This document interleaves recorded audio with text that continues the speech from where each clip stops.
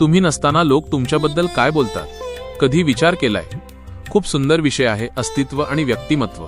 एक गावात दोन माणसं राहत होती. दोघांकडेही पैसा होता, ओळख होती आणि मोठा मान होता. पहिला माणूस जिथे जाई तिथे आपली श्रीमंती, पद आणि ओळख दाखवत फिरायचा. त्याला वाटायचं मी कोण आहे हे लोकांनी पाहिलंच पाहिजे. दुसरा माणूस मात्र शांत होता. तो आपल्या कामाने, स्वभावाने आणि प्रामाणिकपणाने लोकांच्या मनात जागा बनवत होता. एक दिवस दोघेही गावाबाहेर गेले. पहिल्या माणसाच्या पाठीमागे लोक कुजबुज करू लागले, अहंकारी आहे, फक्त दिखावा करतो. पण दुसऱ्याच्या माघारी लोक म्हणाले, मनाने खूप मोठा आहे, खरा माणूस आहे. तेव्हा गावातील एका ज्ञानी वृद्धाने सांगितले, आपण आपल्यासोबत जे फिरवतो ते आपलं अस्तित्व असतं, पण आपण नसताना जे बोललं जातं ते आपलं व्यक्तिमत्व असतं. अस्तित्व दिसतं पण व्यक्तिमत्व जाणवतं. जर व्यक्तिमत्व स्वच्छ असेल तर आपली गैरहजेरी सुद्धा आदर निर्माण करते.